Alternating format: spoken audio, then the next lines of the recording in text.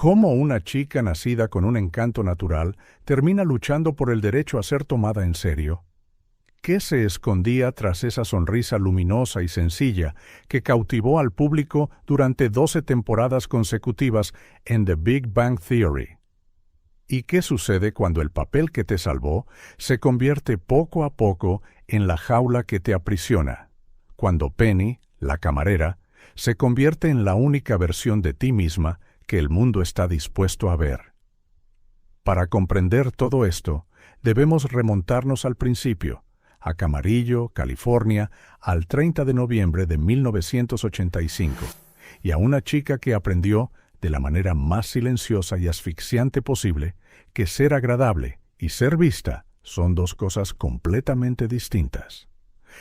Kaylee Christine Cuoco nació en Camarillo, un suburbio que existía en la cómoda y olvidable distancia intermedia entre Los Ángeles y la nada.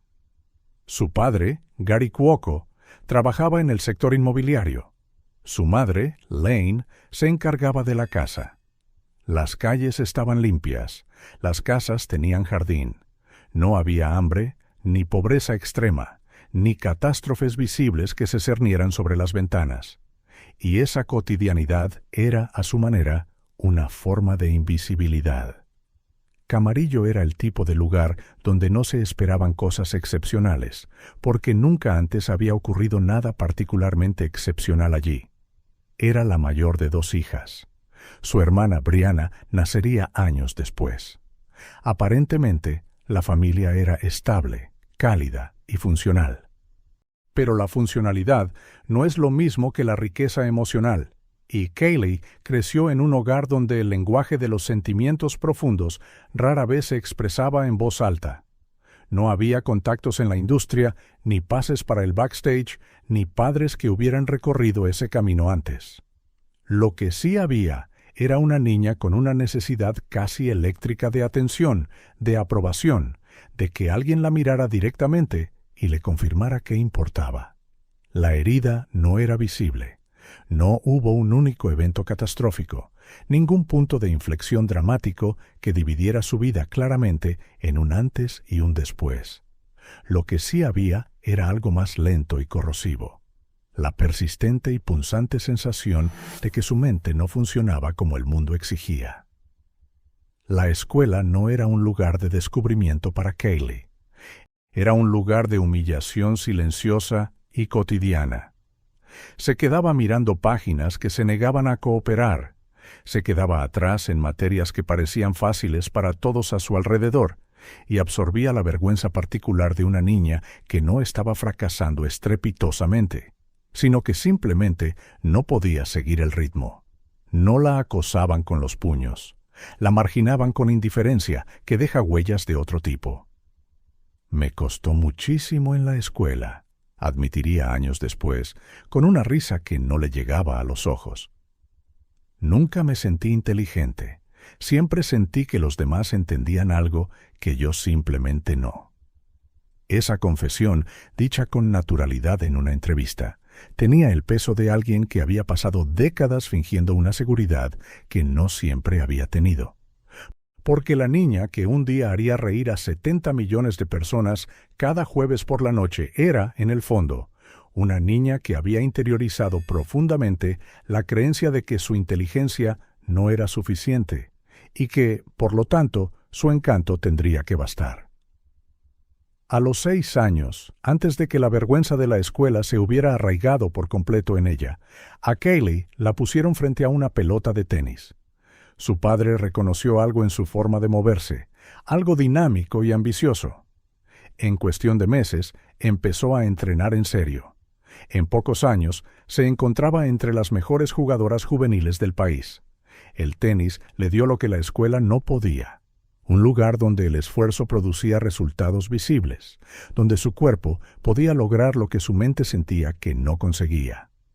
Entrenaba 6 días a la semana, a veces más.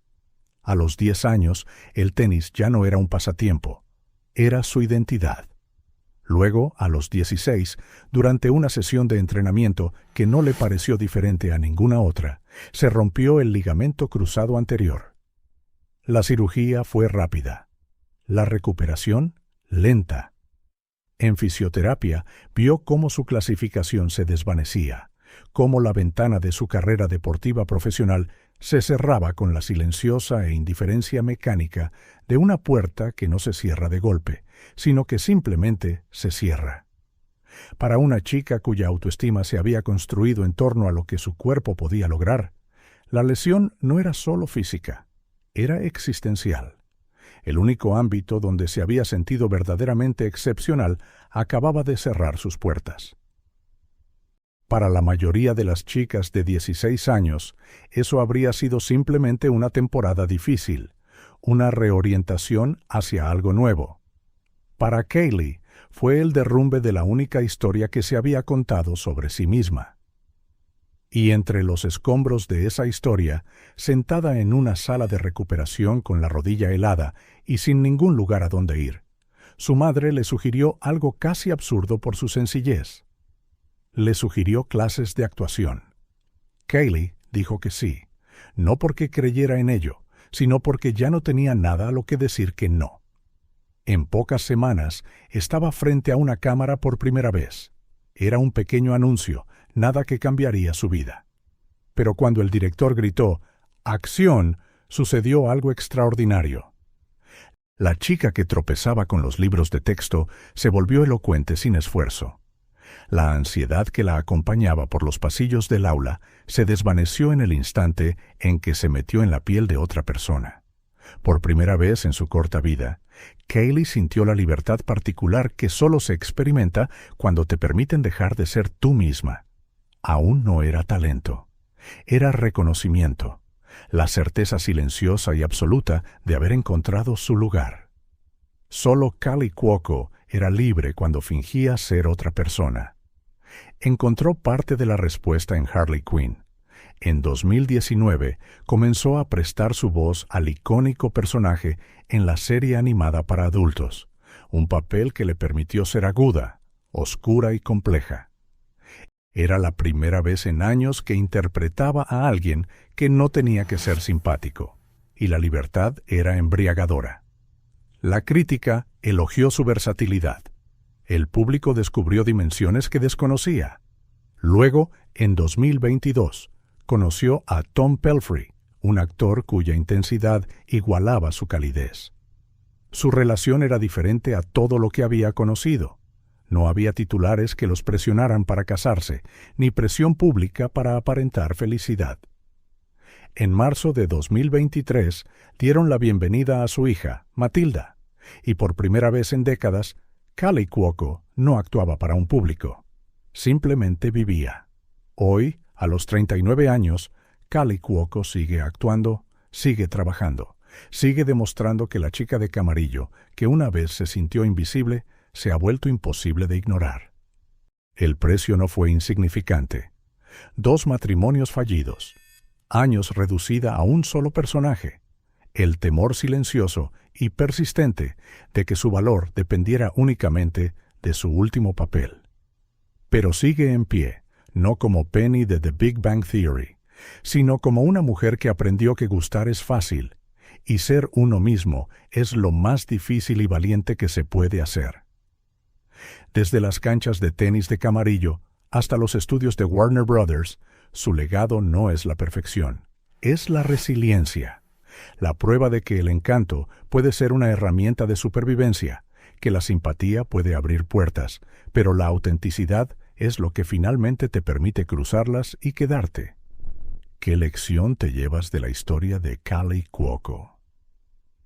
¿Cuántas veces te has reinventado cuando el mundo esperaba que siguieras igual?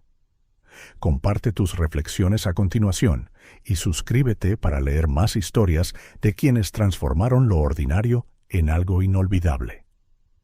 Porque al final, como Penny nos enseñó en un plató durante 12 años, a veces lo más valiente que puedes ser es precisamente tú mismo sin complejos.